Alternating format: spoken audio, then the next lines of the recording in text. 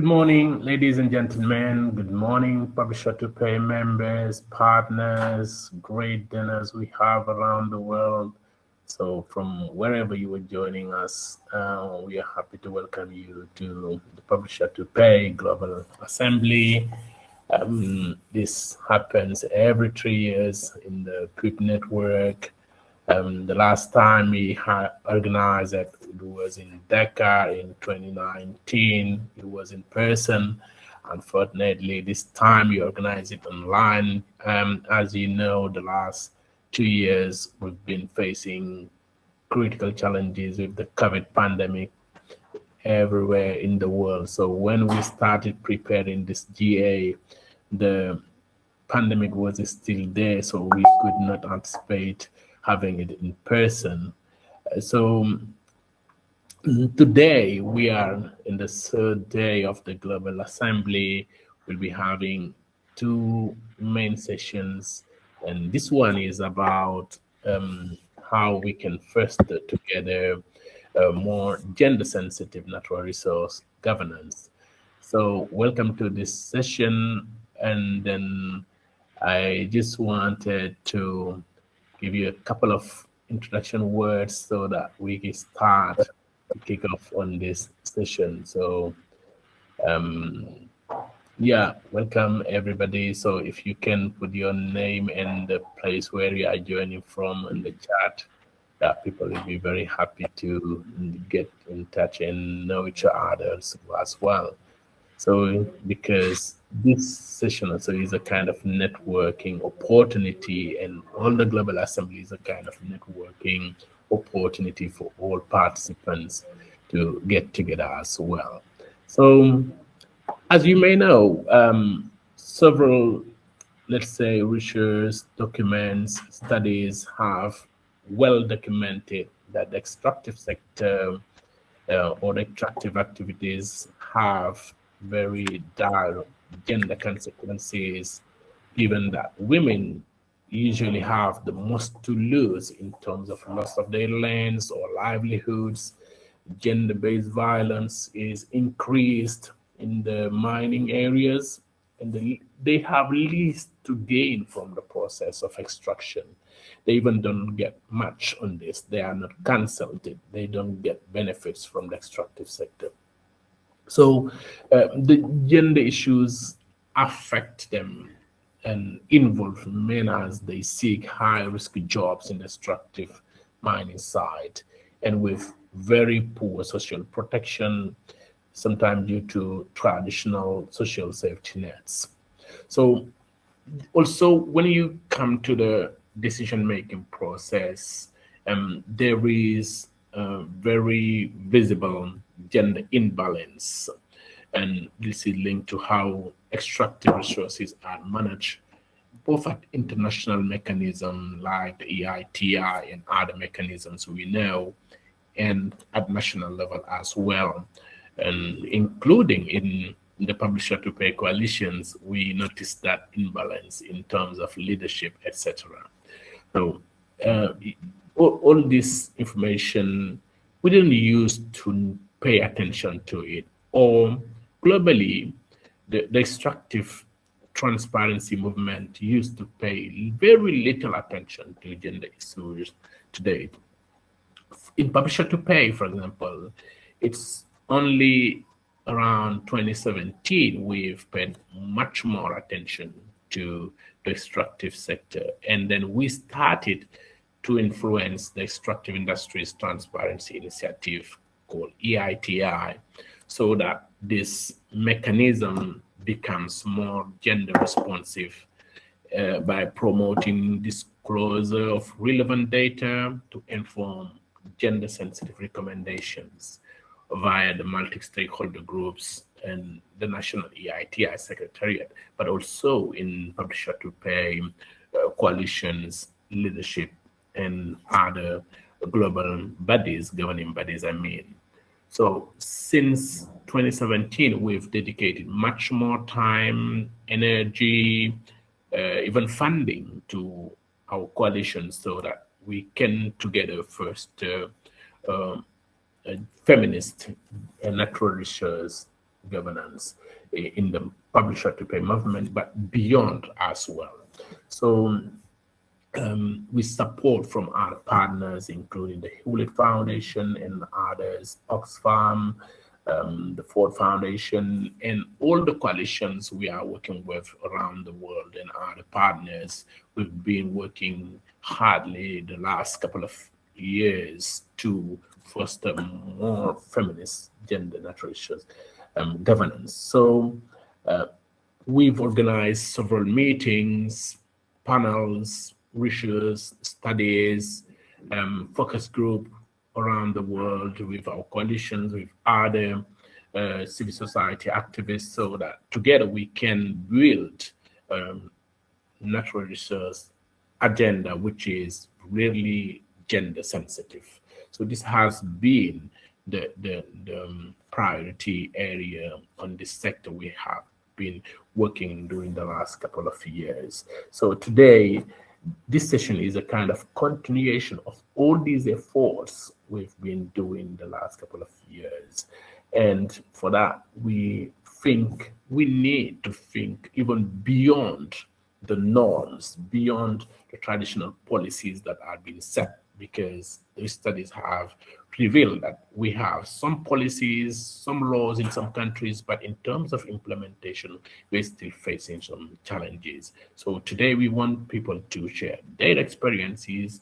What have they done differently beyond those norms and to foster a feminist natural resource governance? So for that, we have a couple of speakers from everywhere in the world, some people coming from West Africa, others coming from Eurasia and the US, and the North America, etc. So today, all these speakers will be kicking off on this kind of experience sharing we'll be having, and then also identify together which kind of approaches we can develop together so that we can foster a more feminist natural resource governance. So thank you so much for joining, and then I'm going to hand over to Katie Tobin from WeDo, who will be facilitating this session as a moderator. And then, yeah, thank you so much, and then happy to support on anything else. Katie, up to you now. Thanks. Thank you so much, Demba, and thanks to everyone who's here, including our wonderful speakers. As Demba mentioned, my name is Katie Tobin. I work at WeDo, the Women's Environment and Development Organization. We're a 30-year-old global advocacy organization based in New York, and I'm really excited to be your moderator today for this session. So I'm just going to repeat a couple of the instructions that Demba shared at the beginning, just in case people have joined since he went over them. So all of the speakers today will be speaking in English. If you would like to hear interpretation in another language, please click Session on the right-hand side of your screen, and then click Translations. And you need to click the blue button that says Mute All, and then you can choose your language from the drop-down below. So hopefully everyone is already able to hear us in your preferred language. And we have the chat function as well under the session tab. I see a lot of people introducing yourselves and sharing where in the world you're coming from, which is so wonderful to see. So please, for those of you who haven't yet told us your country and perhaps your organization, please feel free to do so in the chat. And this is also where you can put any technical questions if you're having any issues or any kind of general comments you want to make. And then as the speakers get going, we have the Q&A tab, so just to the left of where it says translations, and that's where you can put in your questions for the speakers. So please do enter your questions in there once we get started. I'll be reading from there to facilitate the discussion.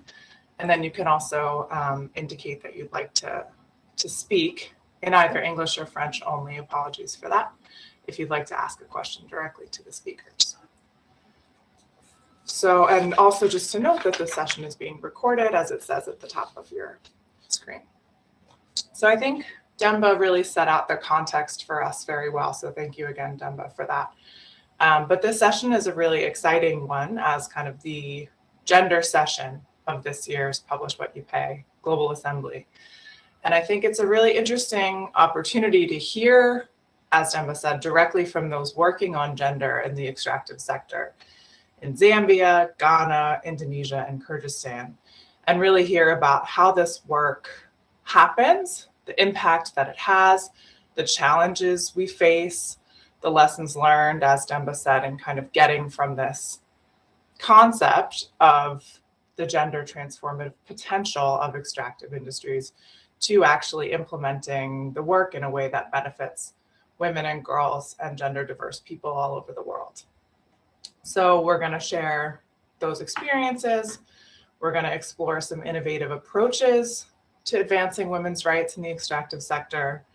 And then we're going to start thinking about what are some policy or advocacy asks or kind of collective next steps that we would hope to take based on this, the sharing and collective learning that we're doing together today. And I'm very pleased to see the sort of directly feminist approach of this session. We know that the structural root causes of both gender inequalities and other kind of inequalities in the world, especially related to the exploitation of nature, stem from the same place, right? So we know from structural feminism that neoliberalism, colonialism, white supremacy, patriarchy have as their kind of collective root the exploitation, the extraction of both labor and nature. And of course, given the gender nature of inequalities, as well as other kinds of inequalities along lines of ethnicity, income, class, religion, caste, etc., we know that it's the people on the front lines who are the most affected by these extractive systems. And when we think about climate change in particular and our particular brand of fossil fuel capitalism that dominates the world and extracts natural resources, we know that changing those parameters of power is key to a just and equitable transition away from fossil fuels.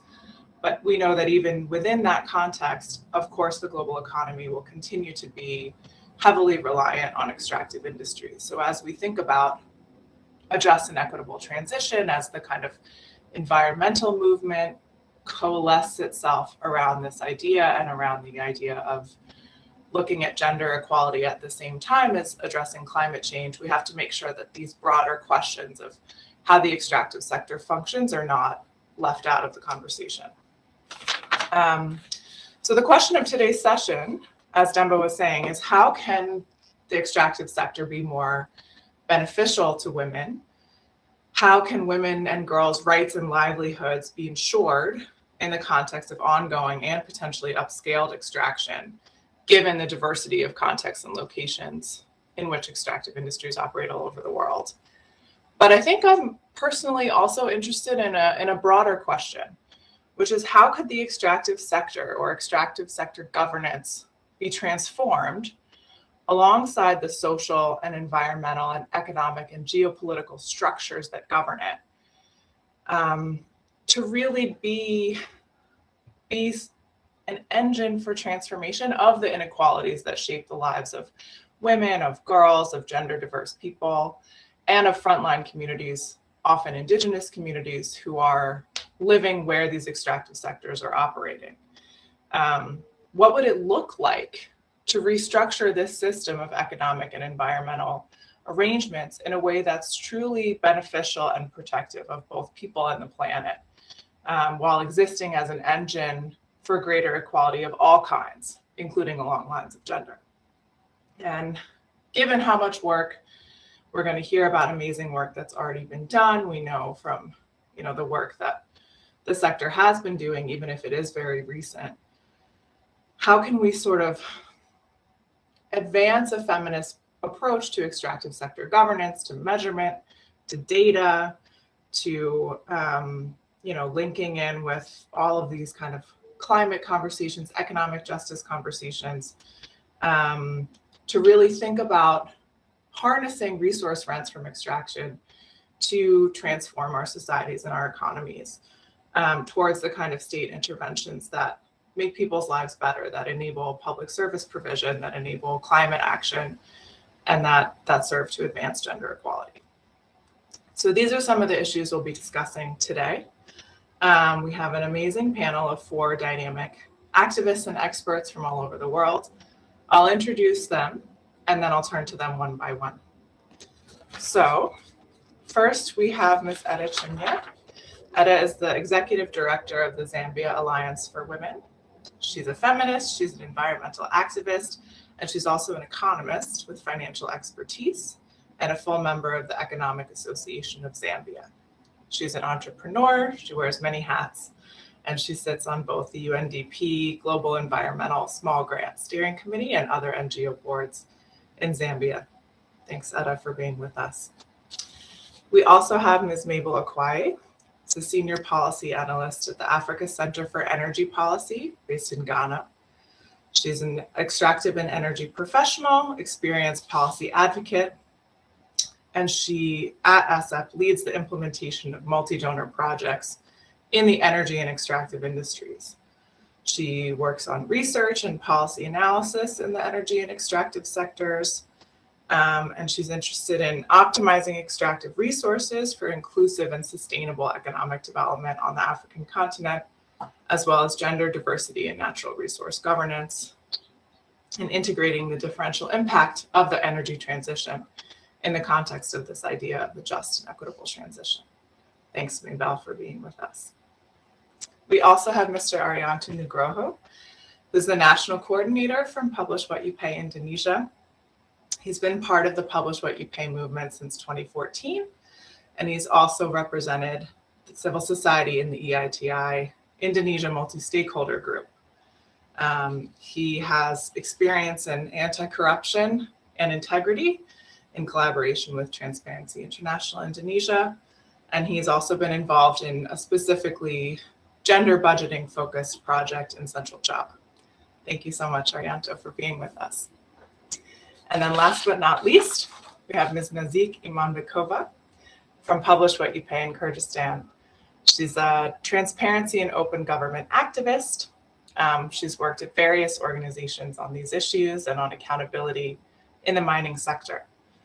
She's a member of the EITI MSG from the civil society constituency, and as well part of the EITI and National Coalition of Publish What You Pay in Kyrgyzstan. She's done research and her education has been across the US as well as Kyrgyzstan, and she's done some really interesting work on dialogue with local communities in terms of actual participation in decision making. So we're excited to hear about that as well. So thank you so much again to our wonderful panel. I'll be turning it over to you now. We're going to start with Etta. We would love to hear some more of your experience working with communities on natural resource governance issues, as well as the approaches you're using to ensure women are at the center. So thank you so much, Etta. Over to you for your introductory remarks. Thank you. Thank you so much for having me and to participate. I'm grateful. As introduced, I work with the Zambia Alliance of Women, and currently we are working to enhance the voice and agency of women in extractives. We've been, I think, for the past 3 years, the past almost 4 years, we've been working in Lufanyama district. We have a project that is funded by Oxfam. And this project has been, like, from the beginning when we started, we were looking at the participation of women. We know that the mining sector, the extractives, is heavily dominated by men.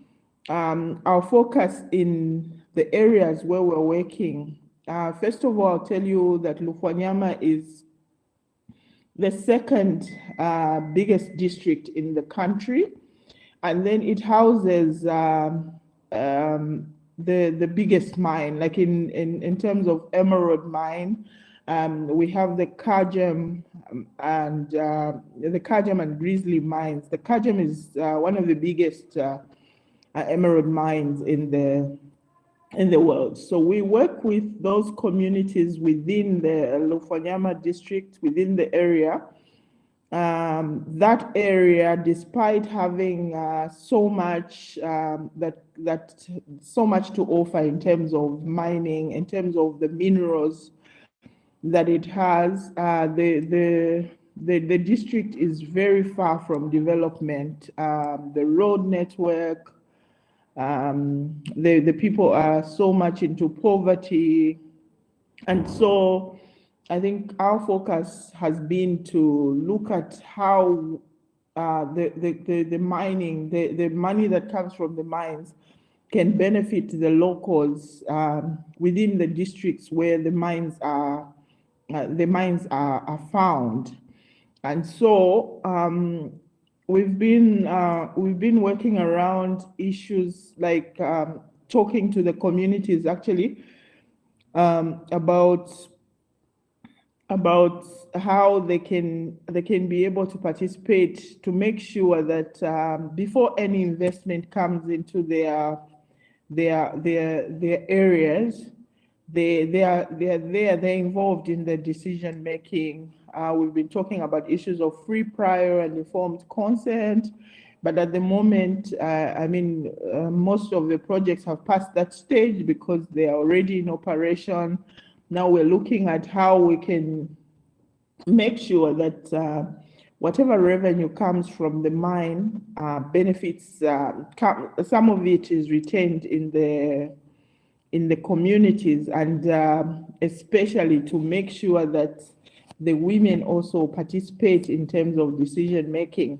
So we have groups that we formed in those areas, which are called the Citizens Agency Dialogue Groups from within the communities. And we've been working around where we bring the mining firms, the government, and the communities together, but so that they can begin to engage and participate in mining. Because in Zambia, 12% of the national budget is funded by it comes from the revenue.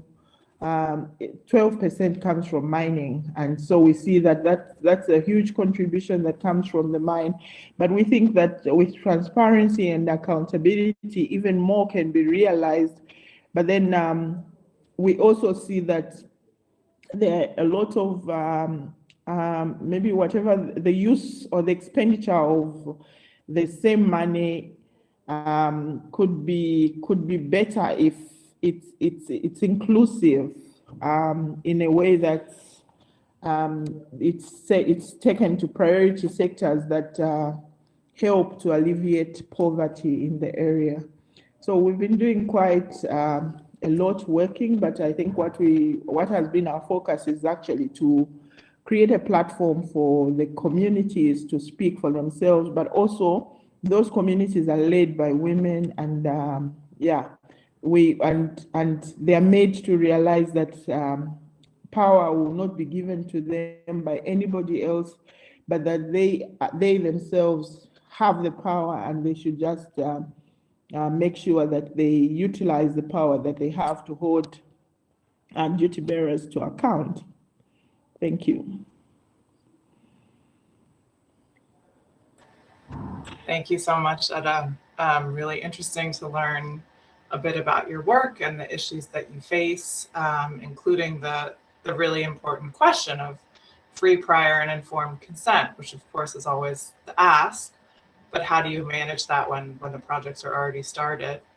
And then a really interesting example of the Citizens Agency dialogue groups that actually create space for engagement between the mining companies, the government, and the communities. So we look forward to hearing more from you as the conversation progresses.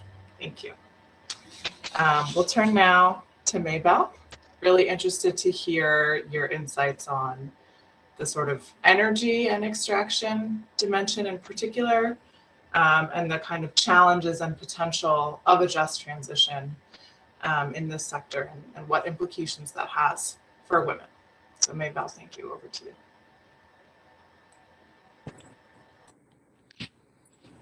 Good morning to everyone and good afternoon, depending on wherever you are on the globe. And thank you very much, Kathy, and to Publish What You Pay to Demba for putting this platform together.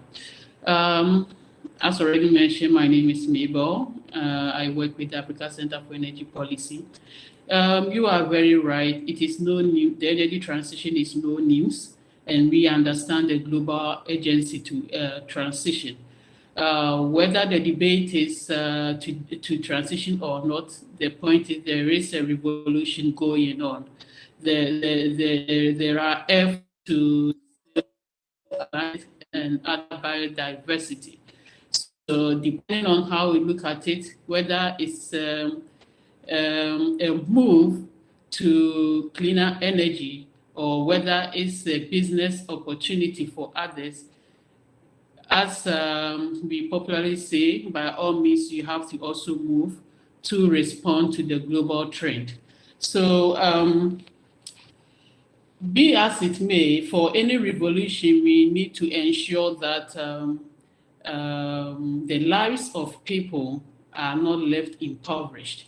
The concentration of the revolution and strategic actions that are taken should not just look at the macroeconomic indicators vis-a-vis the economy in general, but how those strategies impact the lives of the citizens, impact the lives of the people who make up the economy.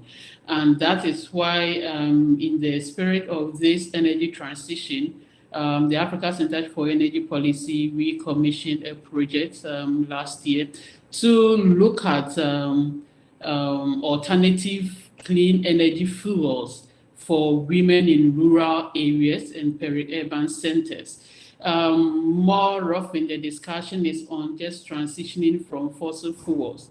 But how do we ensure that these women who are often deprived, who do not even know what is going on, are carried along so that in the spirit of the UN SDG goals, Agenda 2020, no one is left behind.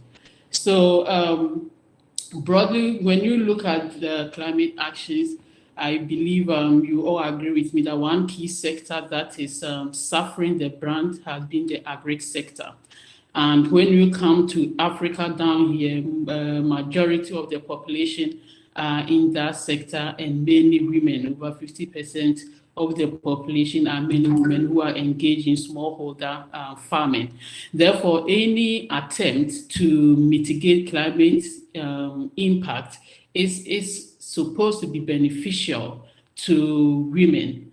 But the point is that whether or not the energy transition will have a positive or an adverse impact on the livelihoods of women depend on the strategic actions that government and stakeholders alike take.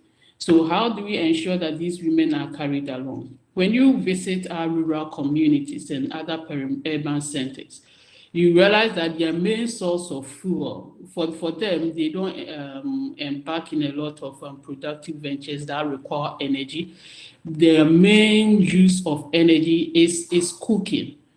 And when you look at that, their main sources of fuel for cooking is charcoal and wood fuel.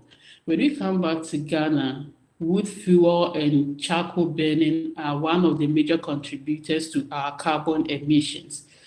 So if we are transitioning and we focus on just moving these women from using charcoal and from burning wood as a source of energy for cooking and all that, what alternative do we have for them? How do we even motivate them to carry them along so that they feel part of it and not feel compelled? And how do we ensure that by abandoning their traditional forms of cooking, their lives are made better off? Because it's not just about using charcoal to cook. And I wouldn't even want to dwell on the health implications, because when it comes there to is the women who suffer most because they do the cooking and they inhale all those particles that come from the smoke. So moving from charcoal to a cleaner energy would have been good news. But the problem is that this charcoal is not just a source of energy, but it's also a source of livelihoods for these women. When you go to our rural areas, the felling of trees, like I mentioned, although it has environmental implications, contributing significantly to the removal of our forest cover when we come to Ghana. But the point is that is the source of people's livelihoods. That's what provides bread and butter for these women. If you take it away from them in the name of transitioning to cleaner energy, after transitioning to the cleaner energy, where do they get the food to use the clean energy to cook? And most of these women are the main breadwinners in their families. How do they support their families? How do they take care of their children? So that's not to support their activities, but what our research was saying is to identify the various opportunities within the energy transitioning, within the clean energy value chain, that these women can effectively participate to also have a source of livelihood. So one thing we sought to do is that what is the alternative fuel that provides an effective or efficient source of fuel, which is also cleaner, that will solve the health implication, the health and safety hazards, one, and two, also provide opportunities for women and other vulnerable individuals who are along the charcoal and wood fuel value chain to also not be rendered unemployed or lose their source of livelihood, but also continue even after transitioning from the use of fuel as cooking energy. So we came up with ethanol. Although ethanol is not broadly discussed, our research that is an equally efficient source of energy for cooking. The management, the health and safety hazards are very low compared to charcoal and even compared to LPG. And relatively, if it's well instituted in the long run, could provide a competitive cost as a cooking fuel compared to LPG or charcoal. So we look at the impact if we want to transition women from the use of charcoal to the use of ethanol as part of energy transition. We look at the impact on their livelihoods. So first of all, the main impact is that if we are stopping charcoal, it means that these women will lose their livelihoods. What is the alternative? So one, ethanol production also requires certain feedstock. We believe that ethanol, not just clean, but it will rightly compete with LPG, and LPG also being a source of fossil fuel. Ethanol provides a better option because one, it does not require a highly or a very intensive technical skill for anybody to enter into that business. So unlike being at the consuming end, as we've always been in Ghana and even elsewhere in Africa, where we are usually consumers or market to innovations and even this energy, renewable energy technologies. Instead of just sitting there for the market of ethanol to develop elsewhere, then we end up importing it from other countries and we are just consuming it. And when we do that, it means that the women that we've transitioned are also deprived of their livelihoods. To the point of why don't we start the production here? Why don't we start cultivating the feedstock that is necessary for the production of ethanol here in our countries? So that these women, most of them, as I mentioned, are already farmers. They understand the farming business. So if government strategies are geared towards supporting them and creating a ready market, because that's enough motivation for them to enter, because it's not like you are now going to cultivate starch producing crops like the cassava or the sugar cane and other raw materials, and you are now looking for a market, you don't know where to go to. If government or if we are able to advocate properly for significant investment so that producers of ethanol know the whole supply chain is well coordinated. Then one rural woman knows that if I cultivate this starch product or this feedstock, there is a ready market to buy my crop. There's a ready market to buy whatever I have produced because there is an ethanol producing plant. Then the person is motivated. So now you have people moving away from charcoal, one, and two, these women have not been left empty. They've not been left deprived. They have a source of livelihood, which is cultivating raw materials for ethanol production. And same cannot be said in the case of LPG because of the relatively level of technicalities, because these women are unskilled, and also the financial requirements. You do not need much financial commitment to do this. And also along the, so now we have women who are working in the value chain as the main suppliers of raw materials for ethanol. And our studies also show that it is relatively its abundance that can ensure reliability of its supply. So if you move, then the question is what happens to the rest of the women? So now this will also create economic opportunities for even women in urban centers. Those with Sorry, needs Mabel, would you mind just wrapping up in another minute or so? All right, okay. Thank you. So when you look at the value chain, you realize that most the renewable energy technologies, you realize that it's infiltrated by men. Even though we are not doing the production from where we are importing, the importation, assembling, and installation are all men. How do we get women who are educated into the value chain of ethanol production? How do we encouraging women to undertake to go into R&D, just as in the extractives, we are encouraging more women to go into STEM education. Can they add research and development in innovative solutions to improve the value chain? And even at the higher level, how do we get government to create access to credit for women who have the technical capacity to engage in production? So the main point here in the advocacy is advocating for an end-to-end value chain to be established in our country so that we do not end up importing the final product, which will render our women deprived of their livelihoods. And in this case, it means that we may have achieved our macroeconomic indicator of having how many people have access to clean energy. But the question is, at what cost? How many people have been rendered deprived of their livelihoods? Thank you very much. Thank you so much, Mabel. Such an interesting encapsulation of what just transition actually means and what issues are actually involved, especially for women. I think we all, learned a lot from that.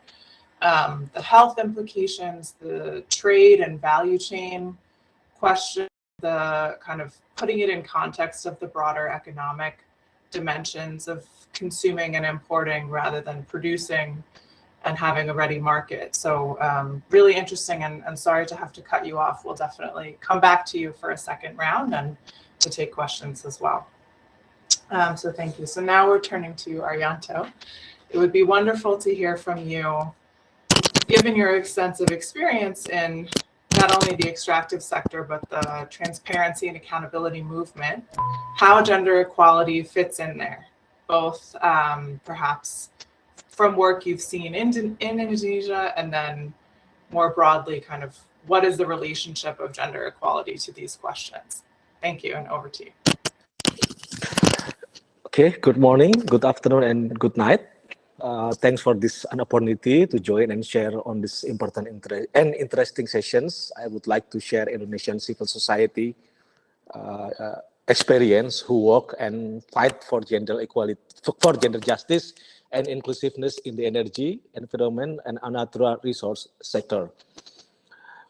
For current condition in the energy and natural resources, still several institutional and structural problems that limit space and access for women and vulnerable groups, especially in gaining access and control of energy and natural resources to maintain a good quality of life. For general, Indonesia have many principle in the document. We have Indonesia have a shadow ratification.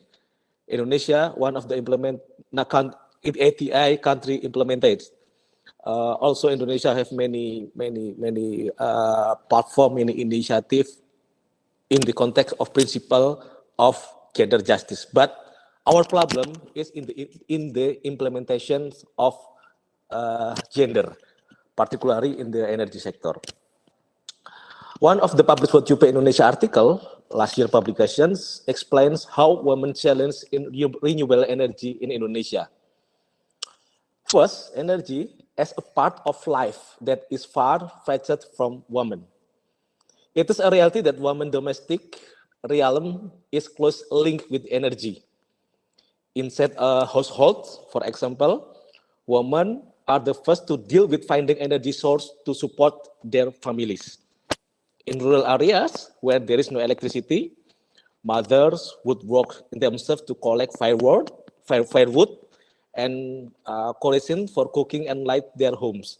In other words, women have an important role in finding the provisions and using energy for daily life, including those of practical and economical alternative source. However, according to Indonesia Women Coalitions, women participation in energy sector still needs to be improved. Indonesian Women Commissions also have as conclusion that there were two factors that contributed to the occurrence. First, local stakeholders tend to view women solely as uncritical energy consumers. For them, especially in rural areas, women only need to take care of the house and do not need to worry about other problems. In the second, women interest to work in the energy-intensive engineering sector is still minimum. According to the study conducted by UNESCO, engineering is perceived as a laborious work for women. So this is the perspective that how women is still struggling in the context of gender justice of gender in the energy sector. But the question is there any lesson learned or best practices in the grassroots? Yes. If we talk about the grassroots, we have an example how women in the grassroots they trying hard to develop their renewable energy.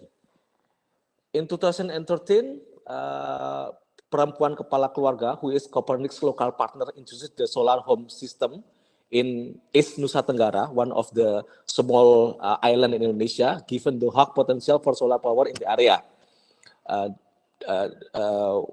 We have one of champion, Mrs. Rovina. She got training on energy to women and also he tried to develop a small solar panel. And I think not only in one or two grassroots, but several grassroots, and I think from the women community who develop not only solar panel but also micro hydro and other renewable energy projects. But the problem is still in the small project. It's difficult to get a big project in the context of energy, because if we talk about the energy system in Indonesia, we have to talk with the SOEs who quote unquote monopolize the energy sector in Indonesia, for example, for the electricity. But I think it is important that sometimes grassroots have an initiative to get and to develop a renewable energy project, even though in the small project. But if we could collect the best practices from the grassroots, I think it is important on how to make a gender justice in the context of renewable energy. And the second one I want to share regarding gender mainstream and gender budget. The journey of turning the Indonesia extractive sector into an accountable and transparent one carries along an agenda to restore the space taken from women through an inclusive and gender fair development framework. the government recognized the importance of gender mainstreaming through President Decrees of Indonesia number 9 years of 2000s. But it's starting on energy sector. If you read the achievement of gender mainstreaming in Indonesia, you will see the achievement from health sector, from education sector, for infrastructure sector. But it's still difficult to develop the gender mainstreaming in the energy sector. So it is struggling in Indonesia. But we have an opportunity in Indonesia because Indonesia is one of the EATI implementing country, and the second one, the EATI Secretariat already moved from the Ministry of Economic to the Ministry of Energy and Resources Mineral. So I think it is very an opportunity and how a civil society could collaborate with the EATI Secretariat, in EATI Indonesia Secretariat, to develop gender mainstreaming in the not only in the context of development planning, but also how to create gender mainstream in the gender budget. So I think it is very impactful if we could develop gender budget and gender mainstream in the context of development plans in the energy sector, because it is still struggling in Indonesia.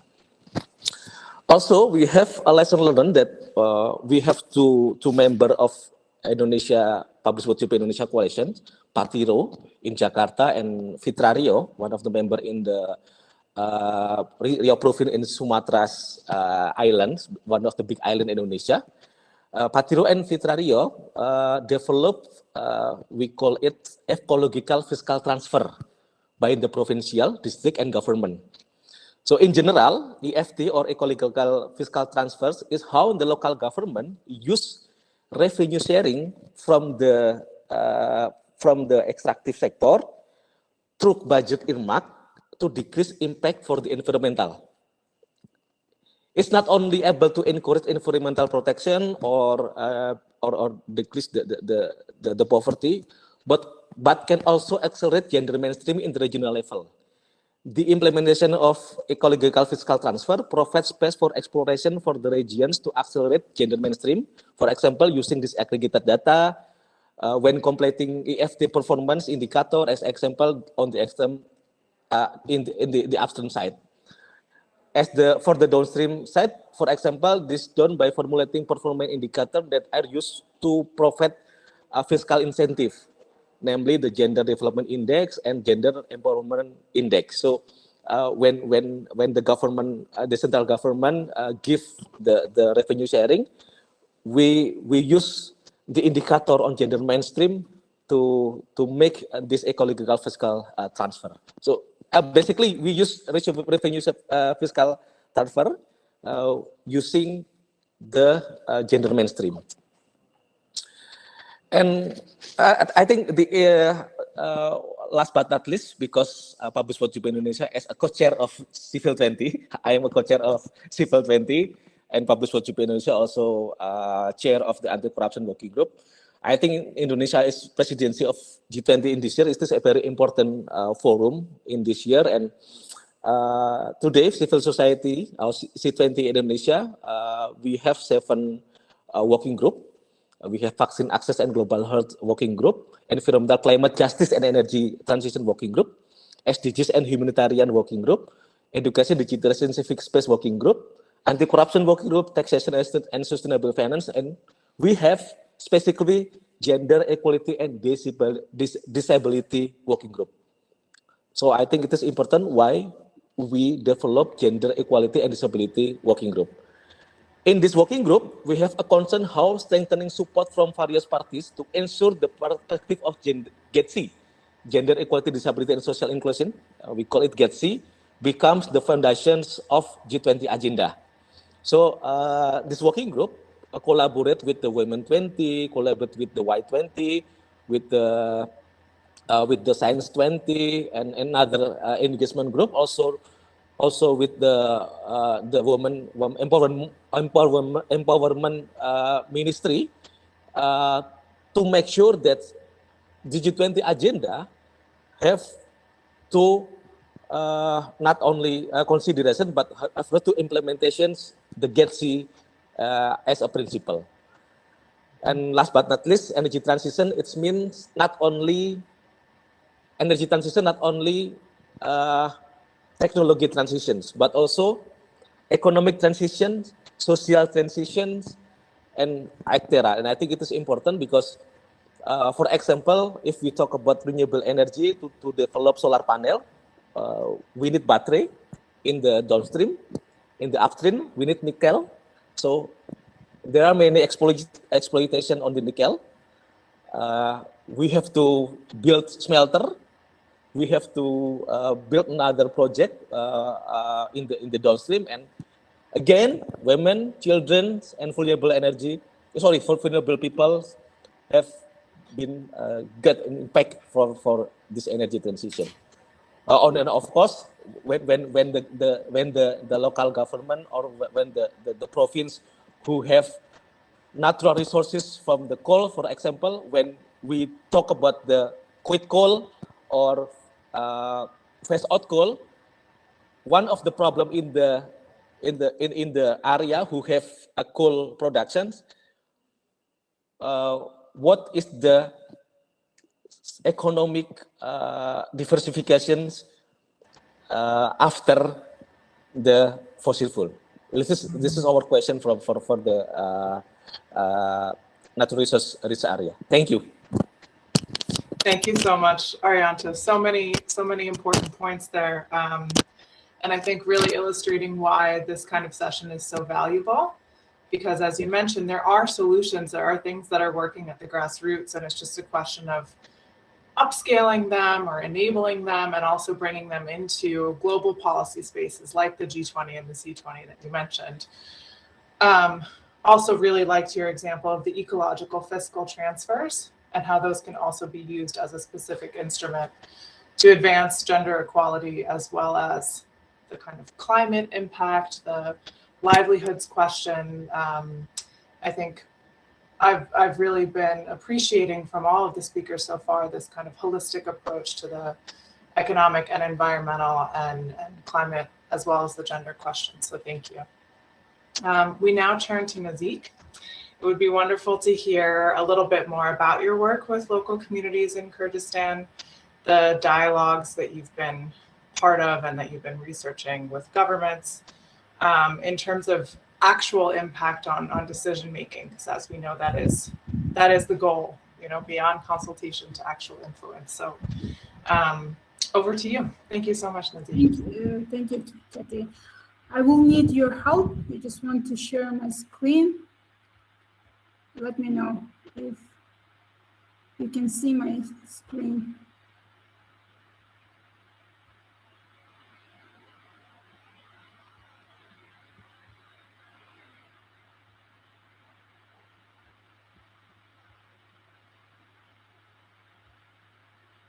Can you see?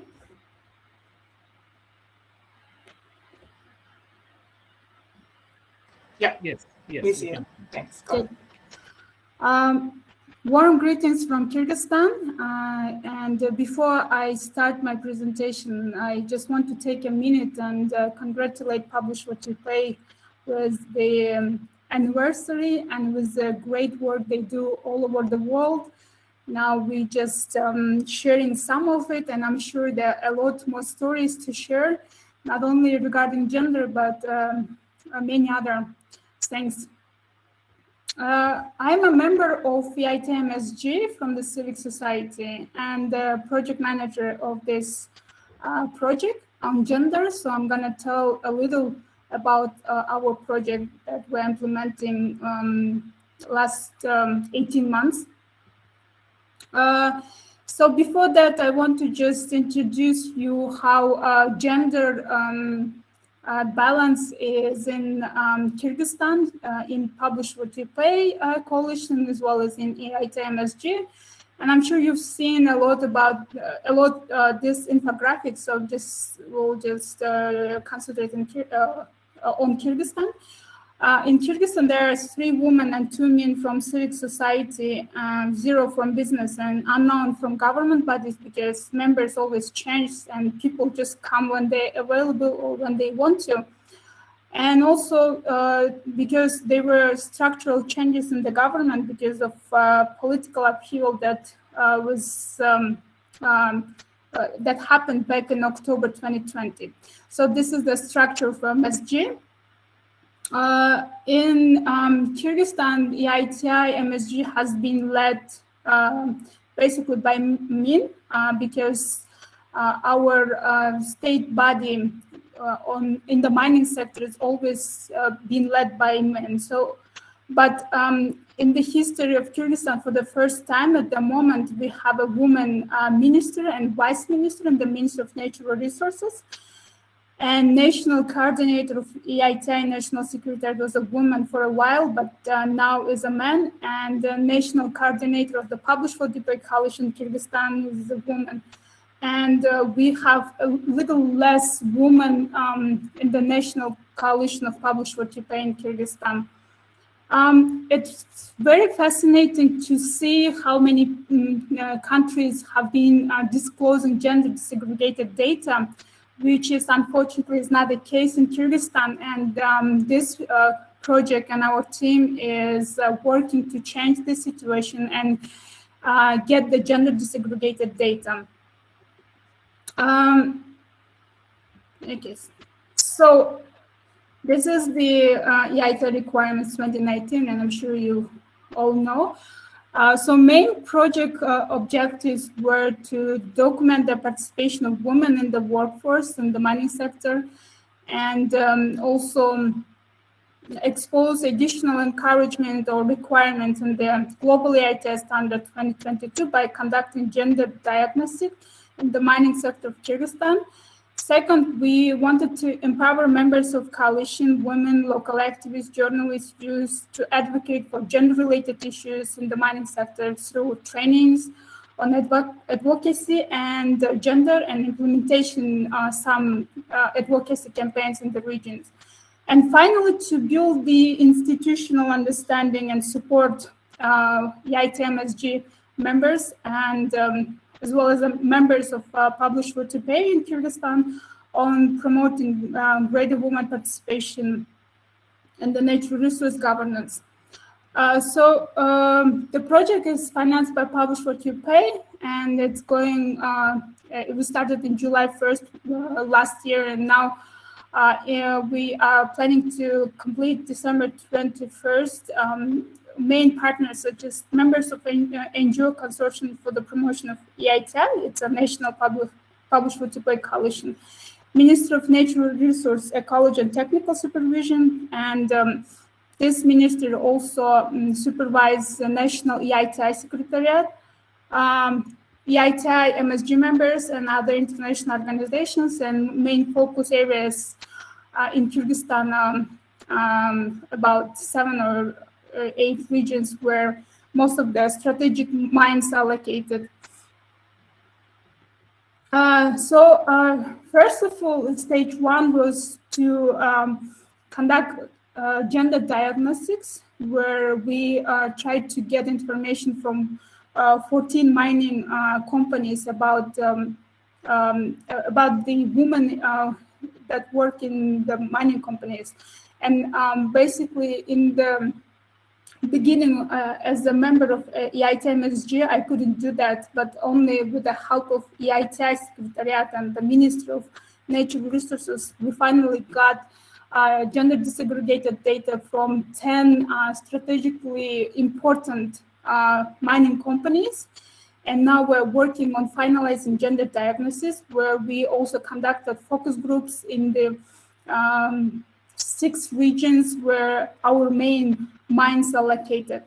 Stage 2 was to conduct trainings. It's kind of a TOT training where we trained our activists, head of public EITA public receptions, and some members of Publish What You Pay coalitions and MSG members on gender, on advocacy, and EITI requirements regarding gender.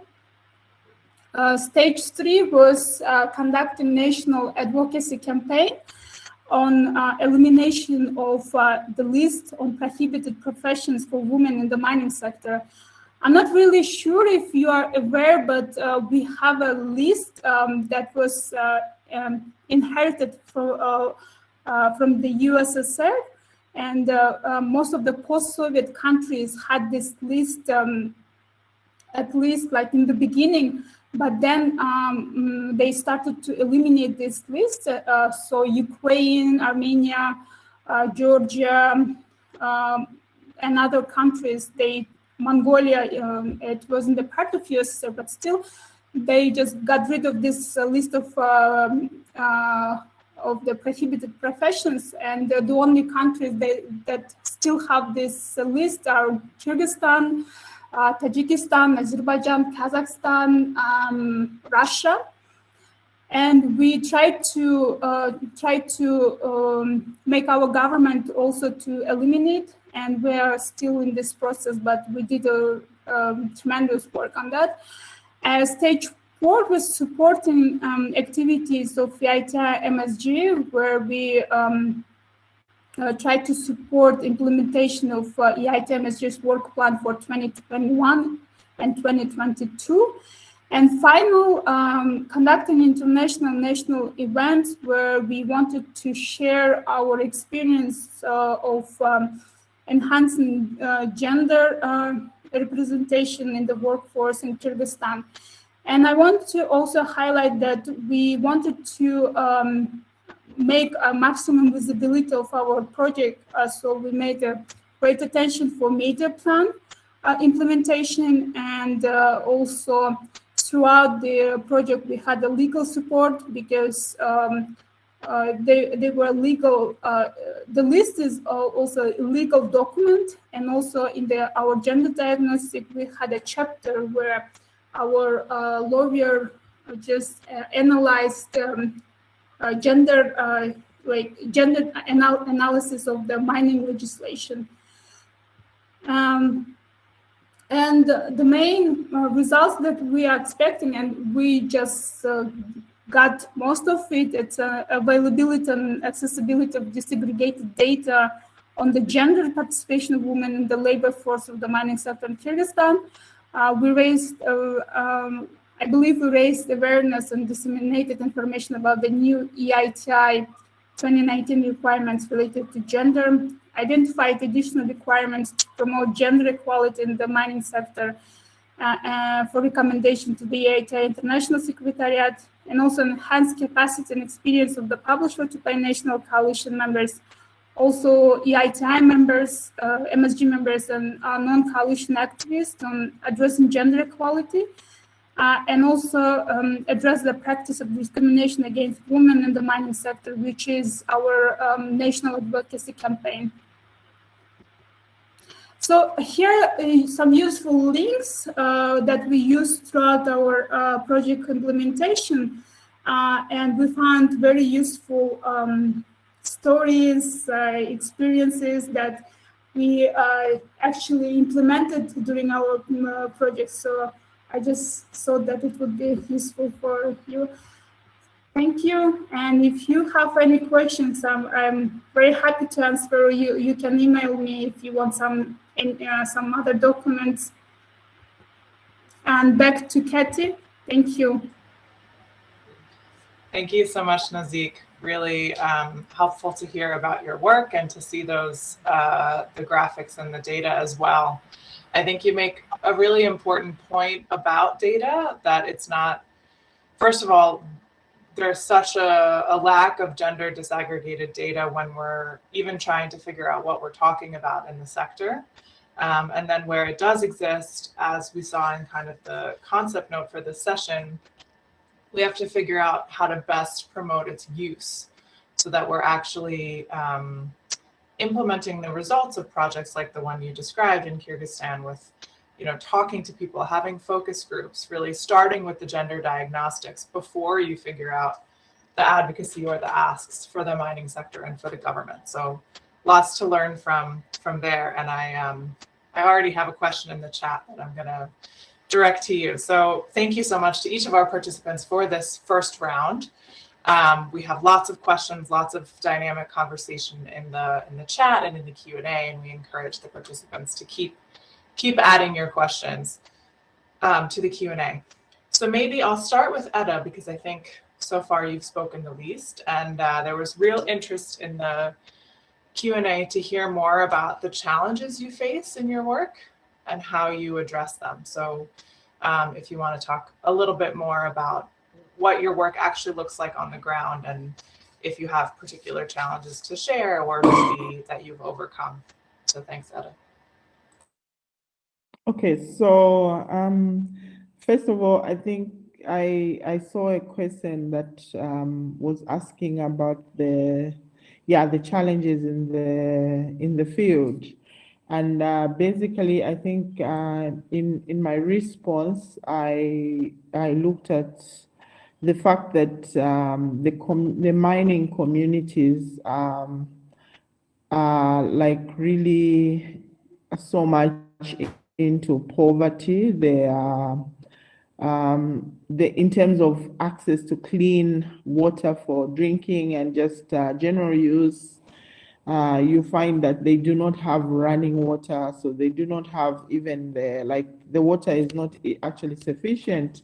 And because of some of the areas, you find that maybe because of the disposal, like the waste not being disposed correctly in the mining areas, you find that maybe sometimes it affects the water. So the water could be a bit contaminated, and then it affects their health.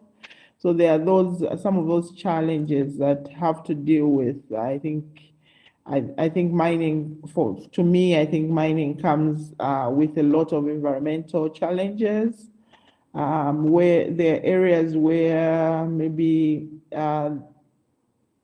the open pit mining has been done, and then you find that maybe really to get back the environment back to shape, even after making a lot of money out of mining, you find that it's actually impossible, because maybe the livelihoods, their land is grabbed. Some of them, like in the areas where we work, some of them have been they are not stable in their livelihood, because they've been told they've been earmarked for displacement for over maybe 5 years, and they're still waiting. So they cannot find stability, because they're not sure they're going to be at the same place tomorrow. So I think that also just affects them badly. In terms of like, because you find that the area is a bit remote, and they need to, like in terms of businesses, the small businesses, they are not, you find that the communities do not actually find a place to sell. Like, for instance, we have a case where they encourage the communities to rear chickens, and then they promise them that they would buy from them. But at the point that the communities put together money and started rearing the chickens, when the chickens were ready, they wanted to sell them to the community, it just couldn't work for them. So it was it's something that it just didn't work for them. So they feel like lied to in a number of times, because they think that probably, yes, it's true, like maybe the people that work in the mines, they need food, and they need other things that they can actually make the community, even like buy maybe from the community, but they do not intend, they would rather maybe go to town and get, and not get from the community. So there's we find that I think there's a lot that that is outstanding in terms of engagement of how best the communities can benefit from the mines in the areas. Then there are also issues of like health facilities. We know that there's one mine that built a clinic, a very small clinic in the area. As I think it was part of their corporate social responsibility. But then we also see that the government also has a role, because I mean, the government is the one that owes the duty of care to the members of the community.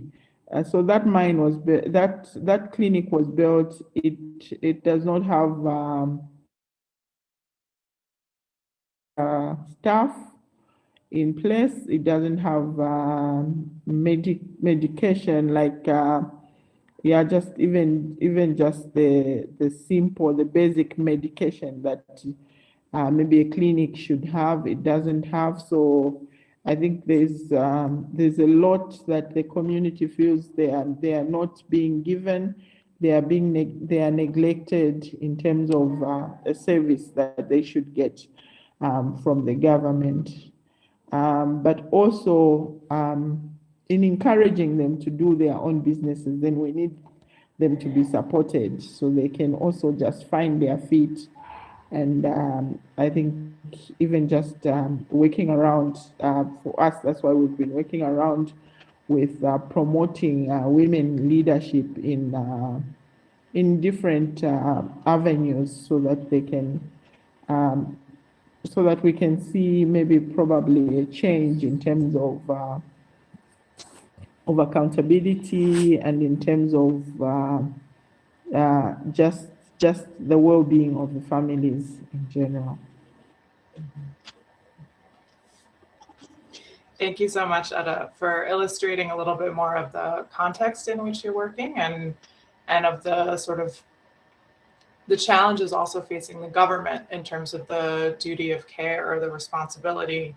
And you mentioned that 12% of Zambia's budget, the revenue comes from the mining industry. So maybe there's also a structural question of how the government can harness more of those revenues to be able to pay for the kinds of services that are lacking in terms of what you've described. Thanks. I want to turn to Arianto. There was a really interesting question, which perhaps others would be interested in answering as well. It was the first question that came in from Fuad Hassanov. And Fuad is saying that, yes, we have issues with gender equality in the extractive sector, but it's also a broader question of human rights in these countries. So he uses the example of Azerbaijan, where things have been deteriorating. But I think we see similar examples all over the world. And these questions of accountability, of transparency, of participation in decision-making, of course, they have a gender element, but they're also kind of overall issues. So what can be done, he asks, for more effective, through more effective national and international advocacy to change the situation in countries where there are a lot of resources, but the human rights record is not great? Thanks. Over to you.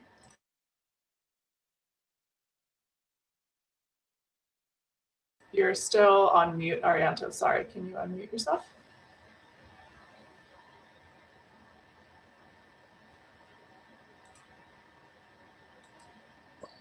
There you go. Okay. There is no one way to solve this problem, I think. So for our experience and for the humble perspective, that we have to develop many advocacy strategy, and I think we have several instruments. If you have EITI, you could use the EITI mechanism to encourage the gender, not only context of gender and mainstreaming, but also on how to make sure the human rights principle in the context of EITI. I think this is very interesting. Advocacy to the government, it's very different to advocacy to the companies. If we talk about the companies, we could use, I think it is like the instrument, maybe GRI, maybe ISO, and how to make sure that uh, the company needs a good brands that they follow the follow the norm, follow the regulation, and follow the instrument like GRI and etc. I think we could use this instrument, and of course, besides for the in the context of advocacy with the community to campaigns and etc. I think we need to discuss deeply regarding of the financial instrument to the companies who work in the mining. I think this coalition like Responsi Bank or another global campaign, and how to make sure that there is no financial to the fossil fuel, for example. There is no financial to the companies who have a human rights a bad human rights track record. I think it's very useful to use that. But also MSG in the ETI, one of the methods or mechanism, and we could use them. But also campaigns, grassroots campaigns, how to we discuss with the communities. It is very strong recommended to solve this problem. But in our perspective, there is no one way to make sure that. Thanks, Arianto. It's really good to be reminded of the instruments that exist and the need to use them for advocacy and awareness raising. And I'll come back to that as we close. But before that, Maybelle, 2 questions to you about the ethanol production example and strategy that you shared. One is if you can share more about the concrete benefits for women that have come up so far. And then 2, more of a challenge around the links to food security and food sovereignty and the kind of high production requirements of ethanol. So if you could talk about that intersection as well. Thanks, Maybelle, over to you. All right, so looking at the challenge with food production, particularly in Africa, which is currently the center of the global food crisis, you realize that Africa is the continent with the highest reserves in terms of arable lands. So the cultivation of raw materials for ethanol does not necessarily compete with food production when you come to the African context, because it's not like a competition with existing agric lands moving away from cultivation of crops for food into cultivation of crops for ethanol. There is enough vast arable lands to engage in this cultivation. And be as it may, it's not to transform existing smallholder women farmers into farmers tilling crops for ethanol. However, what we are saying is that those women who are already in the charcoal or wood felling business, those women, they are not farmers. They have their source of livelihood, which is dependent on the charcoal business. So those women will be moved into cultivation of crops, which will be used to supply ethanol production. And I've already mentioned that we already have the arable lands, so it's not going to compete with agric lands. And secondly, to address that, ethanol production does not just depend on fresh food. It can also be produced from food waste. So this requires critical investment in research and development to come up with innovative ideas how to transform food waste to energy to produce ethanol. And this will also cut the carbon emissions from food waste, because we know that there are a lot of emissions coming from food waste. So that's also another way we can look at it. If governments are going to make significant investment in research and development to come up with innovative ideas to transform food waste into energy, then that one will solve that problem. There won't be competition for that. It will actually enhance food production, because instead of using the food to cultivate, to produce ethanol, we can have more women producing food for consumption. Then the waste from that consumption can be channeled to ethanol production. Then on the area of how women, let me read that again, how women will stand to benefit. I've already mentioned these women can benefit as the key suppliers of raw materials for ethanol. And we, at the end of the value chain too, they can also be suppliers of the final product, which is the ethanol, because it does not require much to set up a small joint or a small center to supply ethanol, because in any case, the sustainability of ethanol adoption as a clean cooking fuel and alternative is the reliability of supply. If in rural communities, wherever you go, you can have access to a joint or a center that supplies ethanol, then people are motivated. Because I remember in 2015, government failed transitioning rural women from charcoal to LPG, mainly because of the unavailability of LPG supply joints, because the private sector are profit driven. And looking at the level of consumption of LPG in rural community, they were very low. So if they set up their filling station, their LPG filling stations in rural communities, it was unprofitable.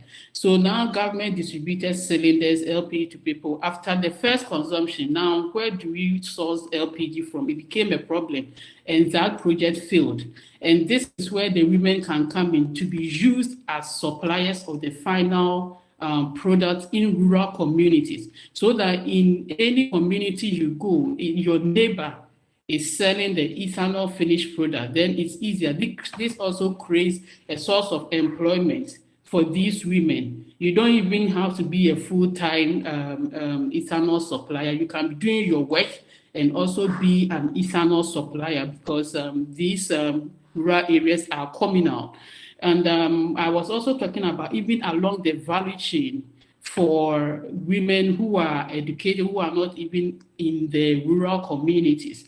They have some level of skills to be able to participate effectively along the value chain, such as the production of the ethanol, converting of the raw materials to the ethanol. These women can participate because we have a lot of women now doing a lot of STEM-related courses. So with the right investment, having them to also engage in more innovative researches in adding value, transforming the raw materials, these women can also participate. And not just even limiting it to those in the STEM-related courses, even those in the social sciences. If someone did say social work in school, sociology, or even economics in school, these people, those who did science-related courses, can rely on these people with research work.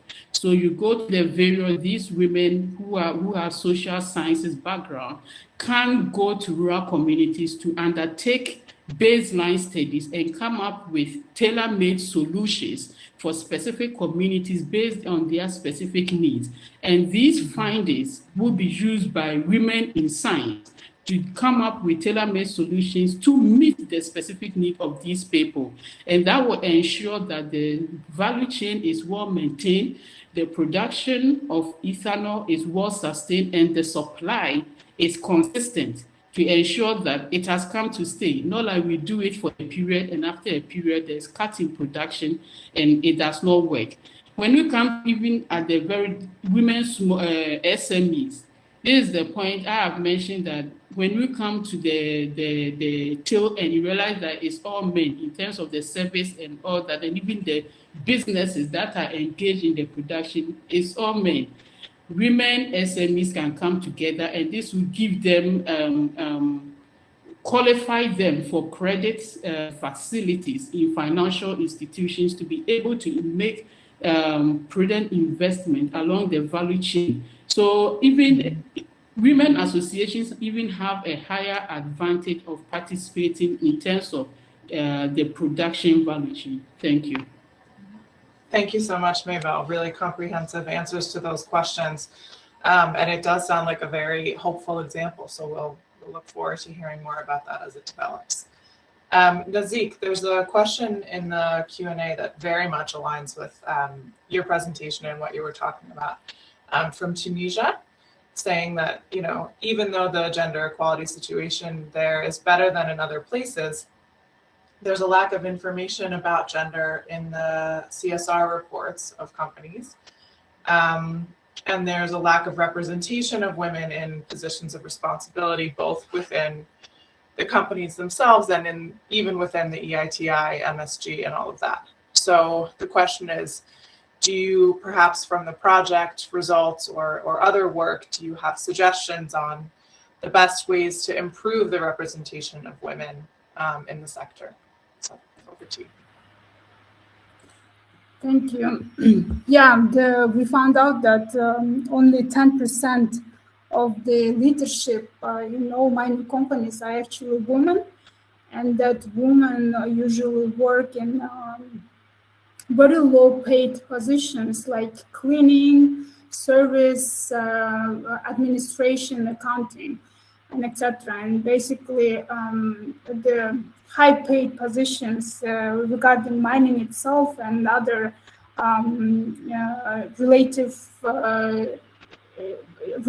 sectors like construction, transportations are actually occupied by men.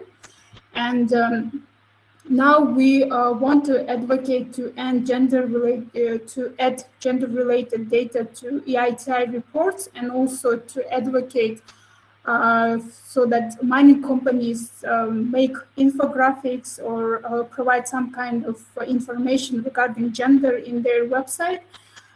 There was one practice where actually mining company used to publish gender disaggregated data on their website. So it's not kind of a closed data that would hurt actually mining companies, but I think it would help mining companies to make their representation look good for them. So we're going to, I think we need to start from making disaggregated data open and then go from there. So the priority of our project at the moment is to just make this data open, because projects come and go, but we need to make it sustainable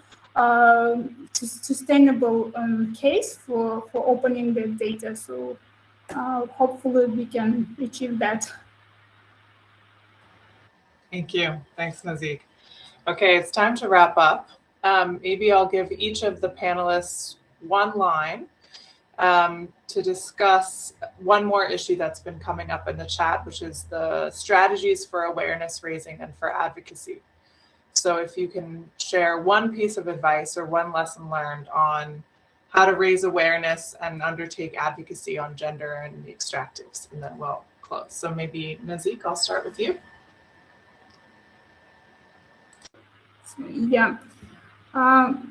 from our project implementation, me and our team found out that basically main thing is to have a data about the issue or problem that we are facing, first of all, and that this data is open, and second, raising this issue everywhere, because if you don't raise anything, people won't know that actually this problem is like we have this problem, and it's a main kind of an issue here, because our government changes a lot, and this makes it very difficult to work with the government bodies because they have non-stop restructurings. And also third, that we need to be very united in pertaining these kind of issues. So working together is key. EIT MSG members, Publish What You Pay members, and I know a lot of international organizations working towards gender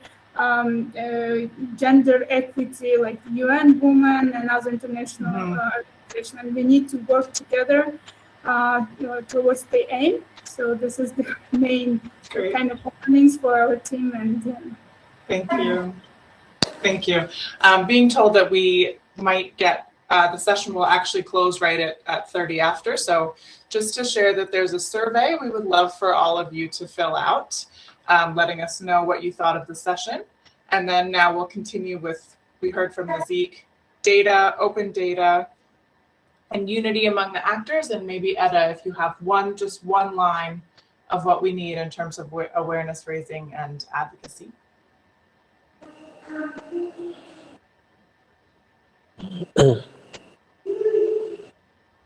Eda, do you have one final sentence for us? Yes. I think for me, what is critical is inclusion, the power transfer. We just make sure that the people at the grassroots have the power to speak. So I think what we need more than anything else is to unite and just build capacity at the grassroots and let the people have the power to speak and get involved and participate in the issues. Amazing, thank you. Arianto, one final line from you. Yes, I think if we talk about the principle, all of the country have the implementation of the principle, but our problem is the implementations. We have to make sure the achievement or deliverable one by one, step by step, and this is a long journey, not short journey. Thank you. Thank you so much. And finally, Maybell.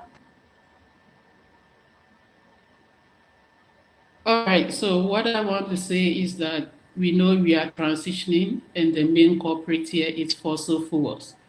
Whereas we are moving away from fossil fuels, we should be mindful and not be so fixated on it that there are other forms of sources of energy that we need to move away from to cleaner sources of energy. And to do that, we should not just do a mass migration.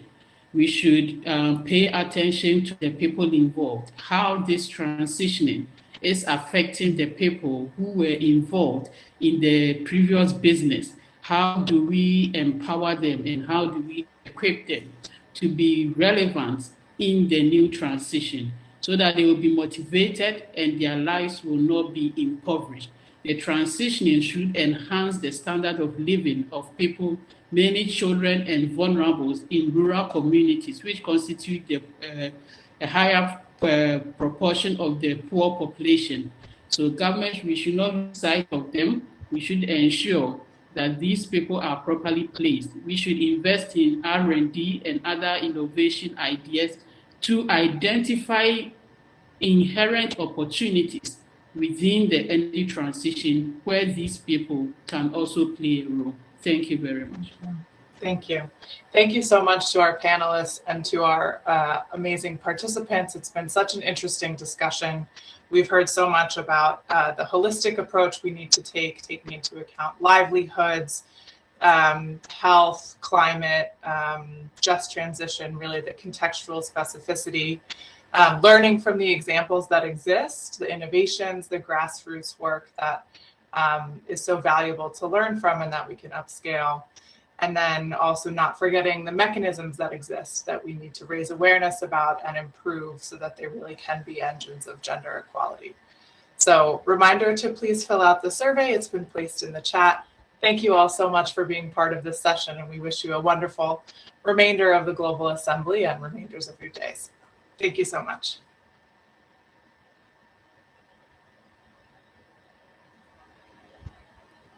Thank you so much. Yeah, and then we look forward to meeting you soon for another session happening at 1 p.m. Universal Time. It's about contract transparency, the lesson learned, and future prospect.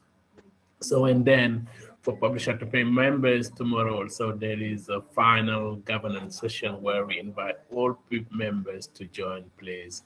So thank you so much, Kathy, Maybell, Eda, Nazik, Arianto, and all the team behind on this, in the scene, supporting on the technical issues and everything. Yeah, so congratulations also to all the participants. You've done a great job. You've stayed until the end of the session. Thank you so much, and see you in 30 minutes for the contract transparency session. Thank you. Bye.